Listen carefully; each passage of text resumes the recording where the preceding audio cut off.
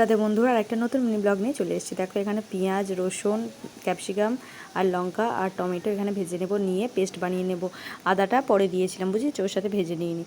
তারপর দেখো কড়াইতে তেল দিয়েছি, তেল দিয়ে একটু তেজপাতা দিয়েছি, দিয়ে সাথে একটু চিনি ফেলে দিয়েছিলাম যাতে কালারটা সুন্দর আসে। এখানে দেখো লেবু মাখিয়ে রেখেছিলাম, টক দইটা আগে ছিল না সেই জন্য। তারপরে দেখো মশলাটা এখানে দিয়ে দিয়েছি, দিয়ে মটনটা কষে নেব, ভালো করে কষিয়ে নিতে হবে, ঠিক আছে। কষিয়ে নিয়েছি, তারপরে দেখো আলুটা অ্যাড করে দিয়েছি। আলুটা অ্যাড করে, এটা আমার হোমমেড মশলা থাকে, এটাও একটু দিয়ে দিয়েছিলাম, আর সঙ্গে গরম মশলা একটু দিয়েছিলাম, দিয়ে ভালো করে কষাতে হবে। গরম মশলা দিয়ে কষালে কী হলে দারুণ একটা টেস্ট আসে, ফ্লেভারটাও খুব সুন্দর আসে, ঠিক আছে। তারপরে দেখো টক দইটা আনতে বলেছিলাম, একটু দেরি হয়েছে, তো টক দইটা অ্যাড করে দিলাম, দিয়ে ভালো করে কষিয়ে নিলাম।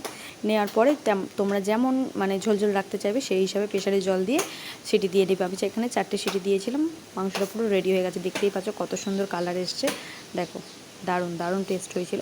দেখো প্লেটটা সাজিয়ে নিয়েছি রবিবারের স্পেশাল রাইস আর মটন। তো টাটা, আজকে এখানে শেষ করছি।